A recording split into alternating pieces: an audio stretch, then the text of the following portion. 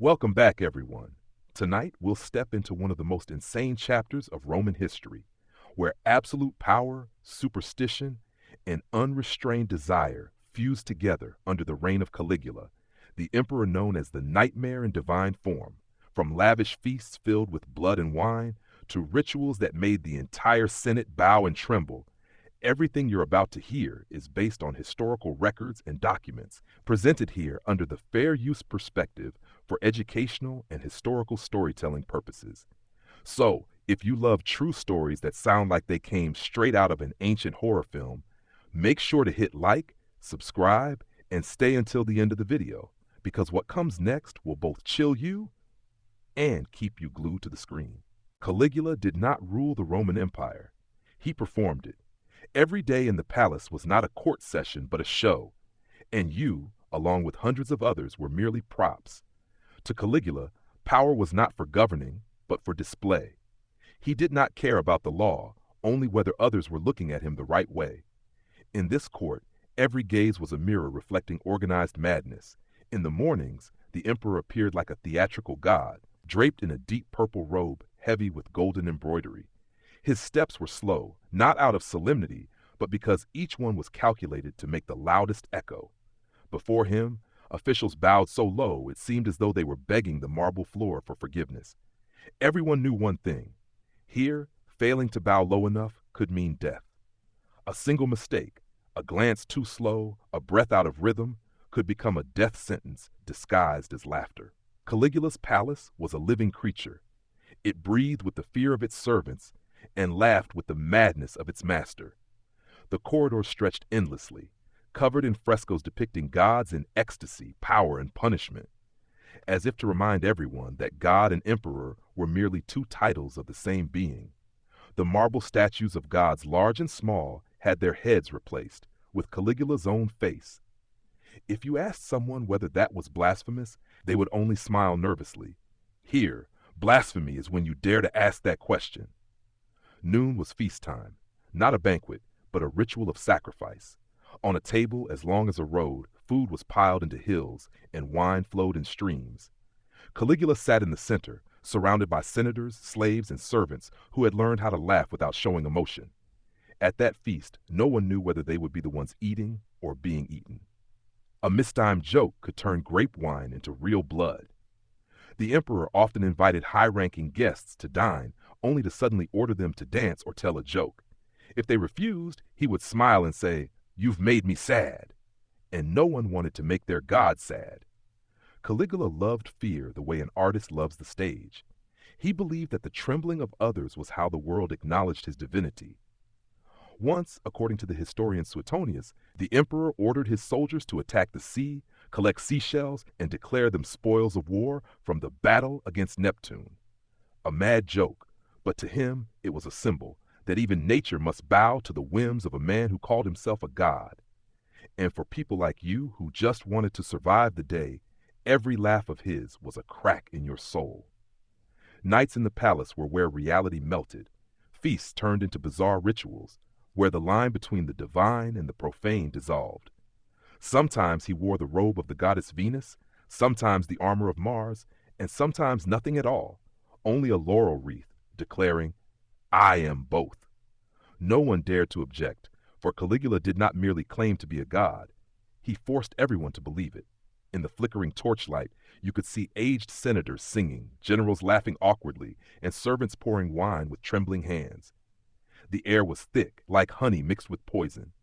Why did the most powerful men in Rome endure this? The answer is simple, because they once cheered for him. When Caligula first ascended the throne, he was hope itself, young, intelligent, carrying the blood of Augustus. Rome rejoiced. But power does not change people. It merely strips them bare. And inside Caligula was a bottomless pit of vanity and fear of being forgotten. He wanted to be loved, feared, remembered. And if he could not have all three, he chose to be feared. Under his reign, slaves were not the only ones who lost their freedom. Even senators became puppets. They laughed on command, wept on schedule, and surrendered their wealth in exchange for a few more days of life. Servants like you merely existed, trying to melt into the marble walls, praying not to stand out in the emperor's eyes. because in Caligula's palace, attention was a golden-wrapped death sentence. One night, you witnessed him invite a general who had fought across Europe to dine with him. Midway through the meal, Caligula asked, "Do you love me?" The general, seasoned and stern, replied, "Of course, Caesar." Caligula smiled. "Good, because love must be proven." He nodded. Two guards stepped forward.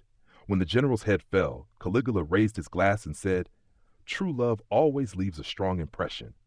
The table fell silent. A servant dropped a tray, and in that moment, everyone understood that in Rome, even death had to occur in rhythm with the emperor's will. After that night, you realized the palace was not where power resided. It was where power devoured itself. Caligula turned everything around him into a stage to soothe his terror that if he ever stopped performing, the world would forget he existed. But in the silence of gilded walls, in the faint breaths of servants too afraid to dream, perhaps everyone already knew. In Rome, there was no god more insane than a man who believed he was one. Caligula was not merely an emperor. He was a living psychological experiment, funded by Rome with an unlimited budget and no one daring to press the stop button.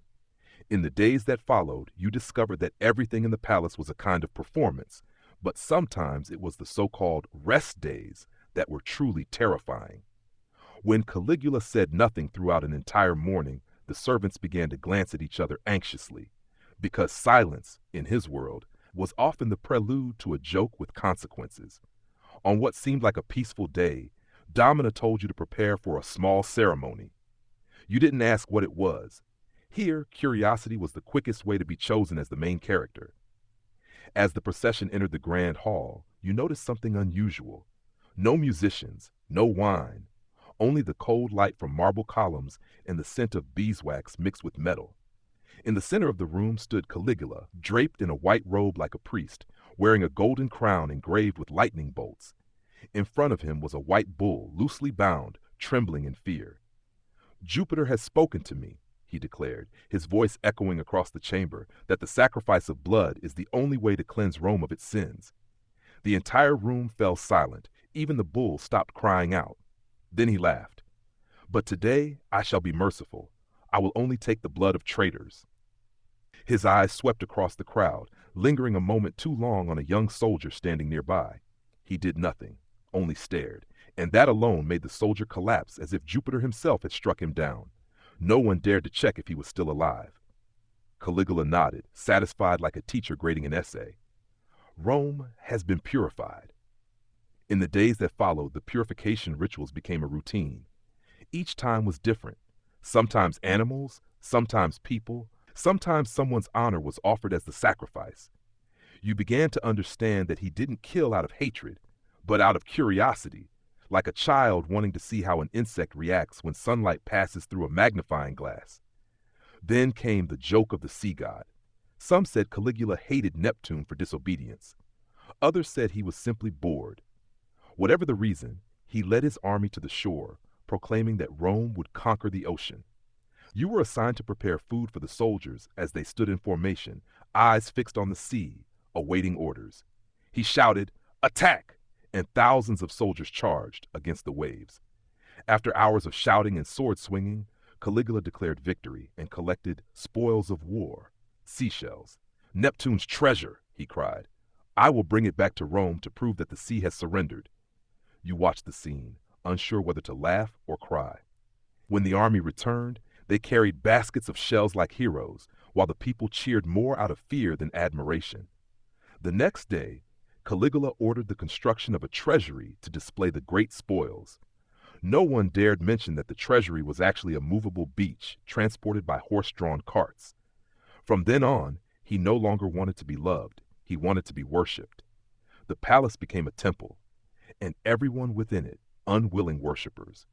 The statue of Jupiter was replaced with that of Caligula. The statue of Venus had its face changed to that of his sister, Drusilla. When she died, he declared that she had ascended to heaven and proclaimed her a goddess. Then, only days later, he ordered a new statue of himself embracing Drusilla to remind Rome that even the gods know love. That night, you saw him walking down the corridor, holding a cup of wine and whispering to the statue.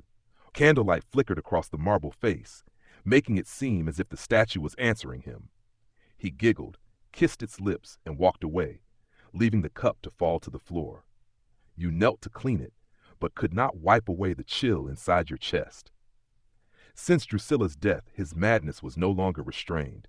He proclaimed himself the morning star and required everyone to greet him with the phrase, "Glory to the eternal light of Rome." Each morning, when he entered the grand hall, the crowd bowed, not only out of fear, but because the light reflecting from his golden crown made it impossible to look directly at him. Servants like you, who once only cleaned and poured wine, were now forced to play priests, goddesses, warriors, whatever roles Caligula imagined that day. On some days, you had to wear a white robe, hold incense, and stand motionless for hours during a ritual he called the prayer for myself. When you accidentally coughed once, he stopped, turned toward you, and smiled a thin, blade-like smile. "Even gods can be disturbed," he said, "but fortunately, I am merciful." Then he laughed, and the ceremony continued. You realized the palace was no longer a residence but a closed universe where everything obeyed one rule: exist, but do not attract attention. Outside, Rome remained noisy. Markets bustled, people gossiped, but within these gilded halls, time seemed frozen. Only he was the center, and everyone else merely revolved around him. Sometimes you heard rumors of grand plans: conquering Britannia, building a floating palace at sea, commanding the moon to rise on his order. It all sounded like a joke, until he actually summoned engineers to ask how to bind the ocean waves. And of course, no one dared to say, "Impossible." You slowly came to understand the most terrifying truth of all. Caligula didn't need anyone to believe he was a god. He only needed everyone to pretend, and sometimes that is the most dangerous power in the world. Caligula loved the stage because there he could control reality. But then, like every director devoured by his own imagination, he began experimenting with real audiences. Rome became a theater, and its people, whether slaves, soldiers, or senators, were dragged into roles they never agreed to play. No one knew when a council meeting would turn into an improvised performance, or when an execution would become a political comedy directed by Caesar himself. Everything was a joke, except fear. One evening, you were summoned to the grand hall. Torches blazed like daylight, incense thick enough to choke the air. Caligula sat on his throne, not wearing his purple robe, only a thin cloth draped over him and a crown of gold on his head. His face glowed in the firelight, eyes gleaming as if seeing something no one else was allowed to see. He motioned you closer. "Do you believe I am a god?" A question with no correct answer, only a safe one. You knelt and replied that he was not only a god, but living proof of divinity itself.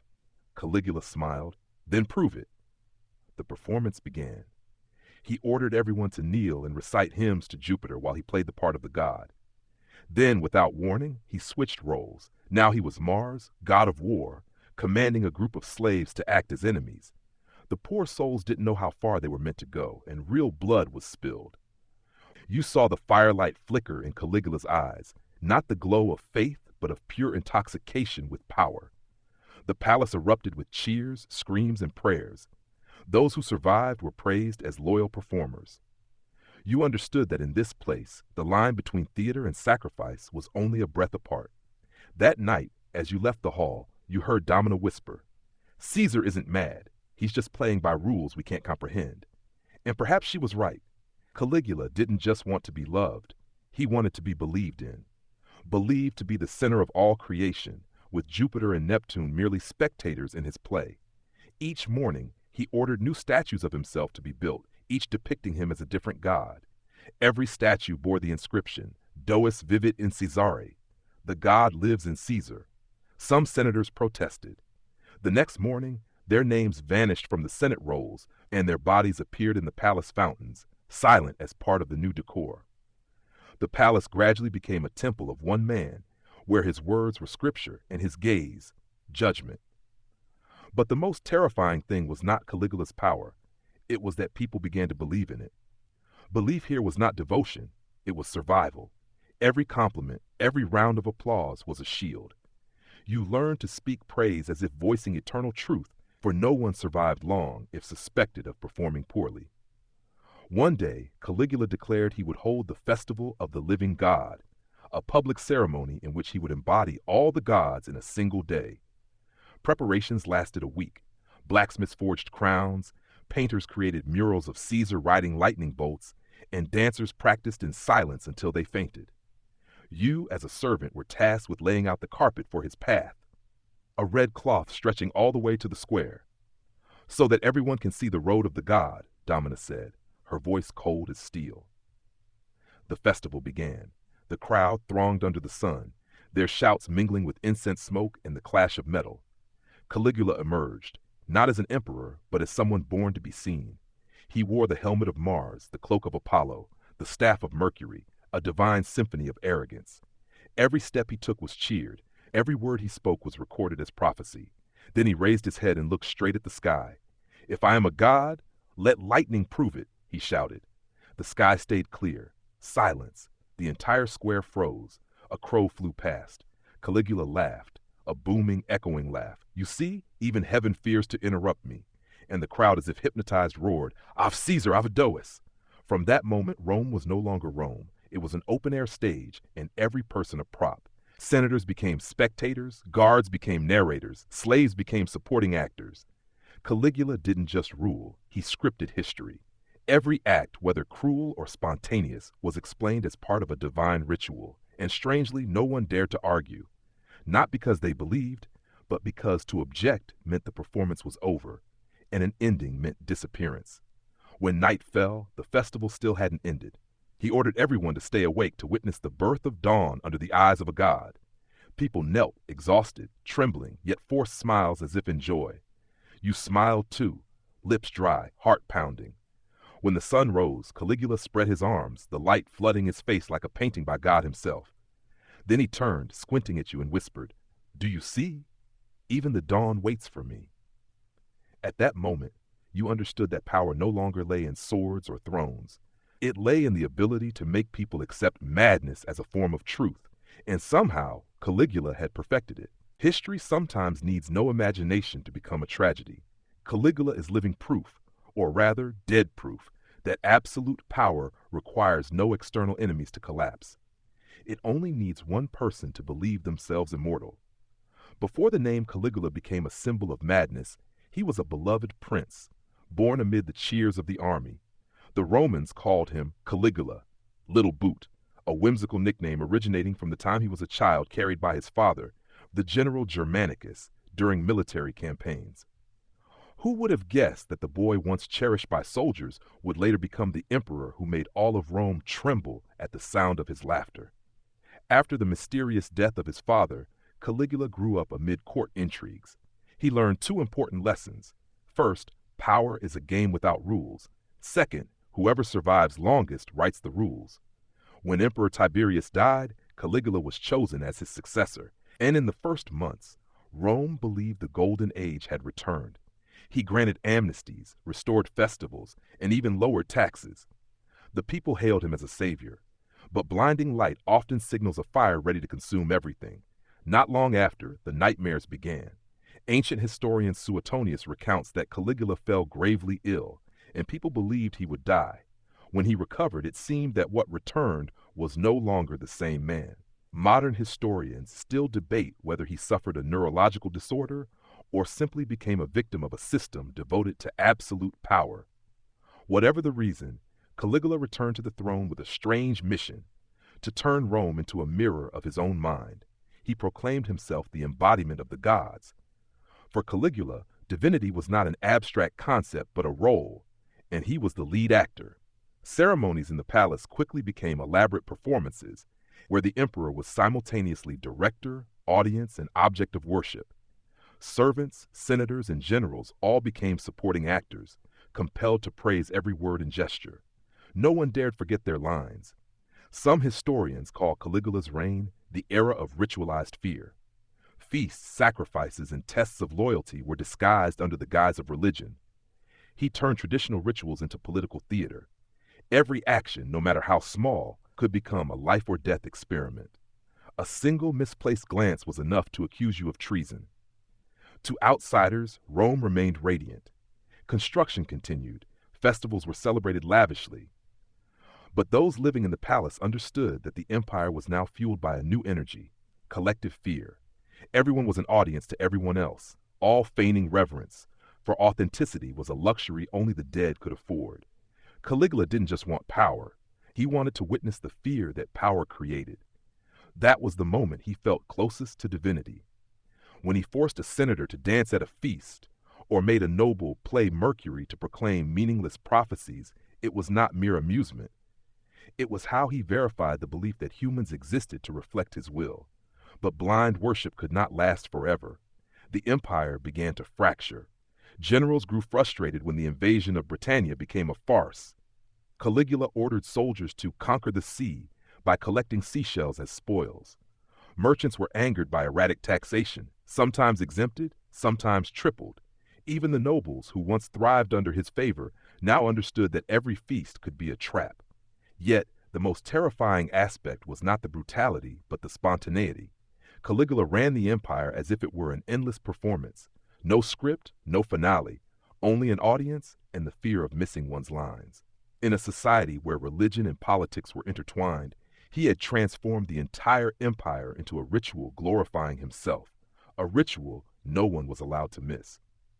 Modern scholars often view Caligula not merely as a madman, but as a mirror reflecting the dark side of Roman power. For if one man could declare himself divine and no one dared oppose him, the fault did not lie solely with him. It lay with the entire system that taught people power was sacred.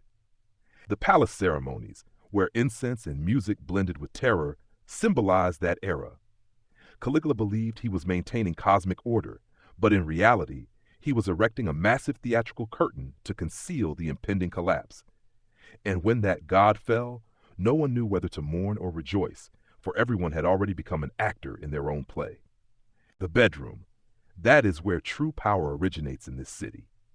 While everyone thinks power is decided in the squares, in court proceedings, or in council meetings, in Renaissance Florence, real power was born within silk curtains, arranged pillows, and silent negotiations that took place as soon as the candlelight faded.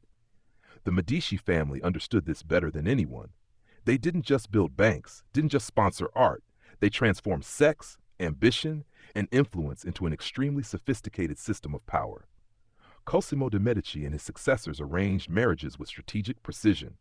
They married not just for family, but for alliances, for money, for power. Wives, husbands, lovers, each person was a piece on the chessboard the Medici called the city and Europe. They understood that desire was not a mistake or a weakness. Here, it was the most reliable currency. Therefore, they made every relationship, sometimes a lover, sometimes a spouse, part of a strategy. That spouse would be intimate in private chambers, yet outside, their presence would appear in paintings, in poetry, in whispered rumors among the nobility. Consider Clarice Orsini, the wife chosen for Lorenzo de' Medici in 1469 as an alliance with the Orsini family. On the surface, it may have seemed a marriage overflowing with happiness, but in reality, Clarice became a key link for the Medici to extend influence toward the papacy and Rome. While Lorenzo indulged in art, poetry, and festivals, Clarice worked quietly, letters, networking, ensuring the family's virtuous image remained intact. She was proof that even in supreme power, the right appearance was necessary, and that appearance was constructed in private rather than before the public. The Medici lovers, and there were many, were not merely symbols of love or personal passion. They were silent ambassadors, carrying rumors, influence, and connections. While Clarice represented the church and order, the lovers often represented intrigue and covert power. Through them, the Medici could access clerics, nobles, merchants, layers unreachable by banking alone. They understood that a whispered word to a powerful woman often mattered more than an official decree. In the Palazzo Medici, when guests came for dinner, correspondence, or poetry readings, the interplay of ritual and strategy was clear. A dinner table was not simply a place to eat. It was a stage to display influence, build reputation, and gather intelligence.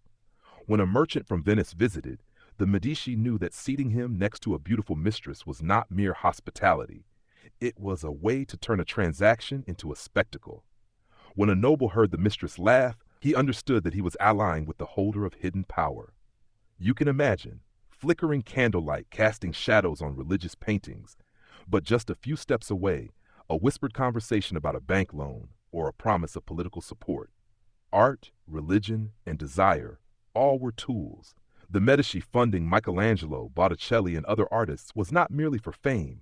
It was a way to transform culture into soft power. They didn't just arrange art around themselves. They placed art at the center of their image of power. Thus, they had a safeguard. If you disliked power, you still loved the paintings. If you rejected political corruption, you still enjoyed the festivals. But this kind of power came at a cost. When all alliances were intertwined, marriage, lovers, banking, church, painting, you lived in a network where every step was observed. The Medici knew that in Florence, the most powerful men were often those behind the throne, holding secrets while maintaining appearances.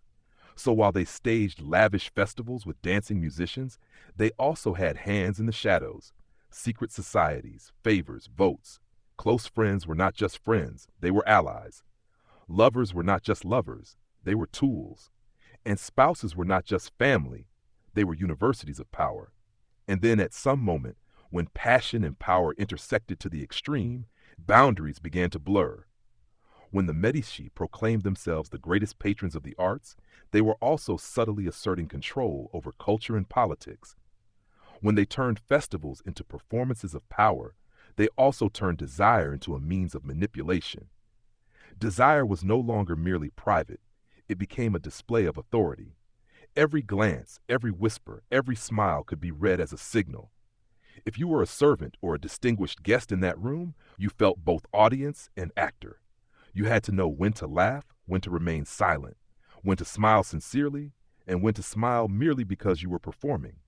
You yourself began to lose clarity. Sincerity was redefined. It was no longer an emotion, it was a function. And while this ensured survival for many, it also eroded other things: freedom, truth, naturalness. The Medici understood well that to maintain lasting influence, they had to control not just banks and government, but the emotions and desires of others. They established that if you wanted to achieve anything, a degree, a position, a reputation, you had to enter their game. Their game. And all players knew you could win big or you could lose far more than you imagined. Perhaps that is the lesson, not just of Florence, but of anywhere power, art, and desire intersect. And if you look closely, you will see.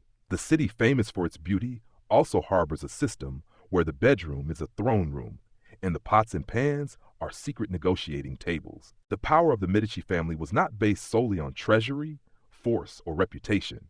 It was woven through the connections between desire, influence, and the sophistication of unspoken agreements. When moral proclamations echoed from Girolamo Savonarola's pulpit declaring that God will not be mocked by flesh and vanity, the Medici merely smirked. They understood that the morality he preached was a warning, and warnings to them were as valuable as any decree. Savonarola criticized lavish palaces, extravagant gardens, and feasts he called a catalog of sins. But the Medici saw that as a foundation for power. If the public condemned them, they would use that reaction to strengthen their influence, to show they were above the law and still supreme. Lovers, illegitimate children, arranged marriages, all were mapped in the Medici's intricate power network. For them, every emotional move was not merely personal sentiment, but a political statement. What was taboo in noble families, the illegitimate child, in the Medici family became a tool. They were symbols that power did not require purity by standard, it only required effectiveness. Every child born out of wedlock could be transformed into a cardinal, a distinguished guest, or a manager of a distant estate, as long as they conformed to the family's power system. Take, for example, Giulio de' Medici, the illegitimate son of Giuliano, Lorenzo's brother. Instead of being erased from family records, he was elevated, educated, and eventually became Pope Clement VII. This fact exposes a reality. With the Medici, shame could be transformed into glory if placed correctly on the power chessboard. Through this, they affirmed that reputation, bloodline, or origin were not ultimate barriers. What mattered was the ability to turn any weakness into advantage. This made the Medici masters in the art of transformation, between love and transaction, emotion and power. They turned bedrooms into council rooms and feasts into headquarters of influence.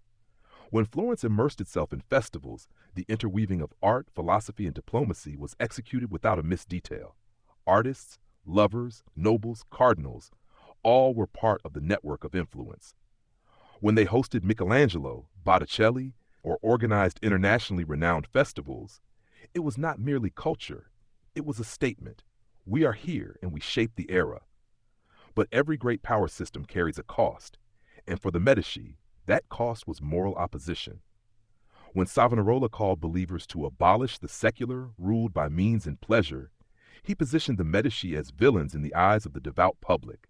Golden palaces, princely gardens, lavish feasts all became symbols of what he condemned. Yet the Medici used precisely that to fortify their power.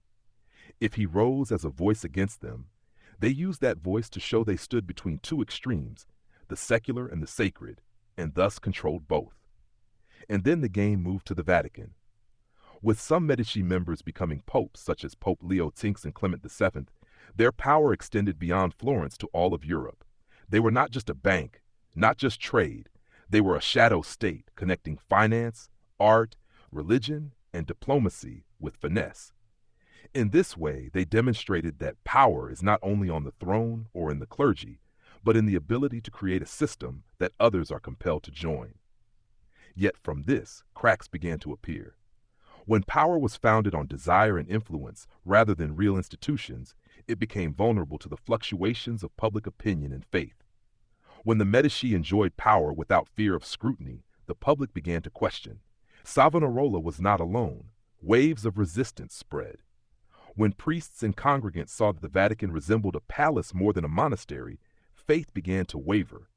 Florence, the city of art, philosophy, and freedom, began to doubt that it was governed not by knowledge, but by the sophistication of manipulation. And like all great dynasties, the Medici faced decline. As they gradually transformed the Florentine Republic into a feudal regime under their control, transferring power from generation to generation, from bank to government, from public to family, many nostalgically felt that the Republican era had ended. The truth was, Medici power remained great, but its source had changed, from trust and innovation to inheritance and control. In the light of this whole story, a broader lesson emerges. When a family turns desire into diplomacy, when love becomes a tool and reputation becomes a weapon, power is no longer something you have. It is something you compel others to acknowledge. Yet power built this way is always fragile, because it depends on concealment, on the tacit consent of countless people. When the covering layer falls away, only the traces of a system operating through influence, pretense, and fear of exposure remain. The Medici family wove a network that made Florence the center of culture and power, but also turned the city into a grand stage for worldly power disguised in humanist robes. They patronized artists, built libraries, welcomed knowledge, while manipulating the clergy, arranging lovers, organizing lavish festivals, and running a massive bank. It was precisely the diversity in their approach to power that made them exceptional. Yet it was also this that rendered their foundation unstable. And so, when twilight descended on the Palazzo Medici, when the dancers had left the stage and crystal balls lay shattered, one began to hear whispers. Reputation cannot be lent forever. When a credit line vanished, a scandal was exposed. People realized that power built on desire dissipates faster than sand through fingers. Florence does not forget, and neither does history. Amid the gilded walls and fragrant gardens of the city of Florence, amidst glittering parties and formal salons, there was a very particular sign of power: noble pets. Pets were not merely companions, nor simply animals kept for amusement. In powerful families like the Medici, they were declarations of wealth, blossoms of social performance, and symbols of refined authority. Imagine a slender, elegant greyhound lying beside a velvet sofa, or an exotic parrot pampered in a library, singing when distinguished guests arrived. Every glance, every small bell on a collar, every sleek coat told a story. I can maintain all this luxury, and I want everyone to see it. From the Middle Ages into the Renaissance, breeds like greyhounds were associated with the aristocracy. They were not merely hunted, they were hunted to be seen. In Italian and Western European paintings and engravings, one might see a noblewoman holding a small dog in her lap, but this was not just an intimate scene, it was symbolic. Loyalty, refinement, not needing to do anything to be pampered. For the Medici, owning rare pets carried even deeper meanings. It said, "This family has both the power to sustain such creatures and the leisure and taste to treat them as living jewelry." But pets in palaces were more than symbols. They were silent witnesses to a subtle game of power. When a noblewoman in a gold-embroidered sari sat by a window, the greyhound lay at her feet, sunlight catching the jeweled collar. It gleamed not only for its material, but for the message. I belong to this class. I have these privileges, and I regard these privileges as extensions of myself. Visitors did not only look at the noblewoman, they observed the surroundings, including the pets, and felt that they had stepped onto a stage of authority. Pets became accessories to a carefully orchestrated image, and like all power accessories, they carried implications. A greyhound kept immaculate, secretly trained, demonstrated that the owner was not only wealthy but also capable of training, coordinating, and controlling. An exotic parrot imported from distant lands signaled networks, money, and resources extending across Europe. It was no coincidence that in letters preserved from the era, one could read that a pair of parrots from Seville was sent to Lady X to signify the favor and influence of Family Y. When you opened your eyes and saw pets sparkling around the palace, you knew that power did not reside solely on the throne. It lay in the ability to turn every small detail into a statement. For the citizens of the city, when they saw the second window of the Palazzo Medici open and a silver-white greyhound lifting its head, they understood. This master is not just a banking magnate, but the lord of a small world where power is performed and admired. Through owning pets, they spoke more than words could convey. They said, "I have time for the game. I have the authority to choose. I can project this image across Florence's rooftops without grand propaganda." That image, though silent, seeped deeply into perception. Power is in the detail, in the accessory, in what you see but may not touch. Yet, as with all forms of power, based on appearance and symbolism, there is always a price. Displaying pets also displayed that I have nothing else to prove beyond my animals and marble walls. When every external detail was perfect, people began scrutinizing the owner.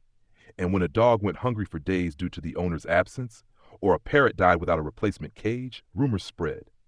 Few noticed at the time, but that signal was enough to erode authority. When the public began to focus on minor details rather than grand feasts, the art of power symbolism started to fracture. The Medici family, at the height of their power, reached the pinnacle of this art. They turned pets and luxury items into political statements, but were simultaneously constrained by that very statement.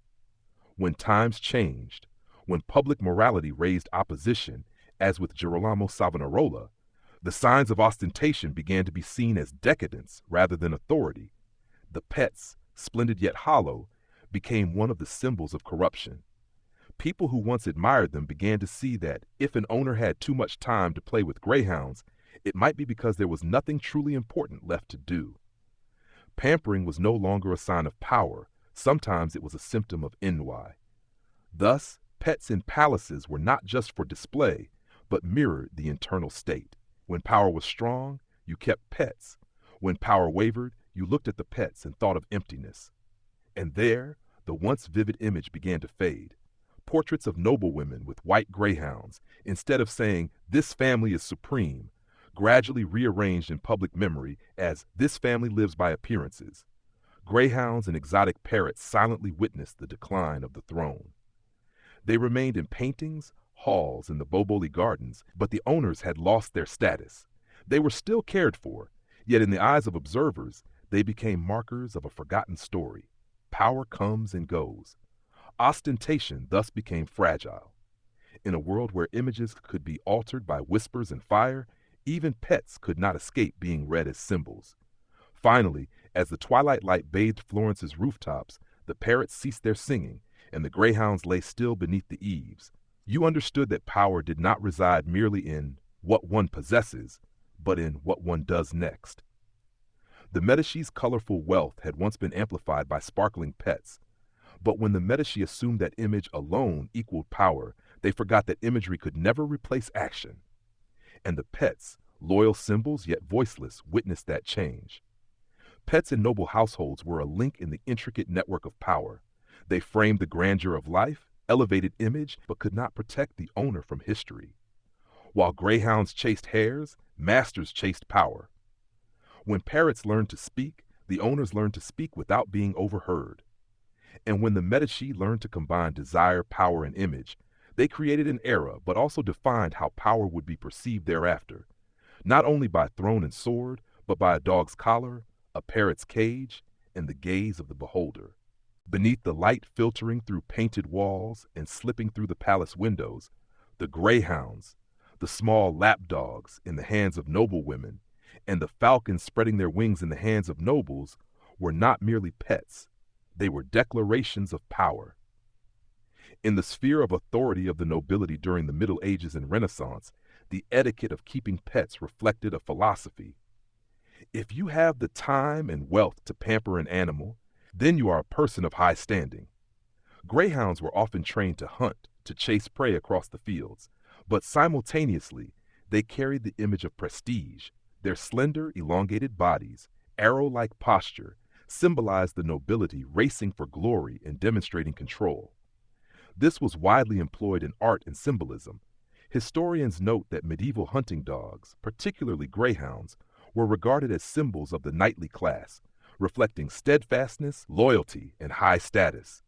Additionally, small dogs, spaniels, toy dogs, often appeared in the arms of noblewomen.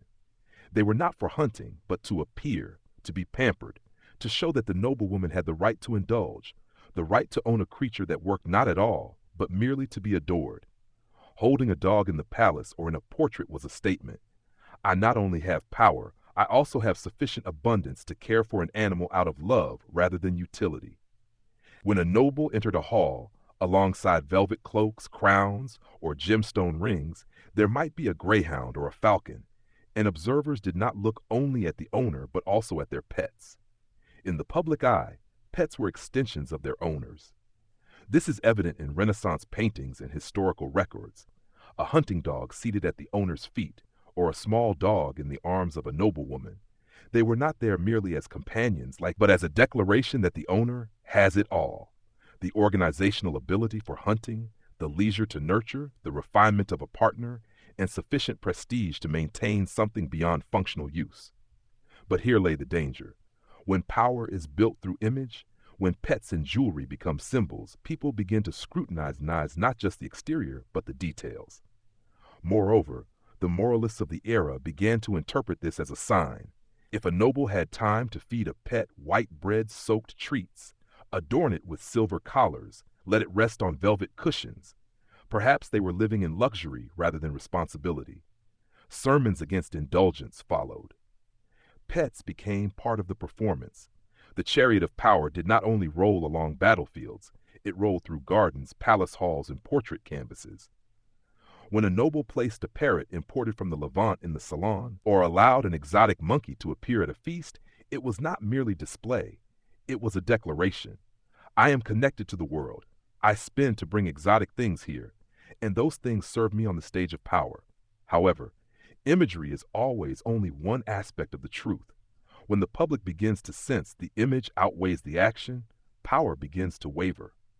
Maintaining luxurious pets cannot forever conceal a palace lacking administration, a government reliant on appearance over substance. When people said, seeing a lord without a greyhound is as strange as seeing him without a sword, they were really saying, if he lacks traditional signs of power, he must have substitute symbols.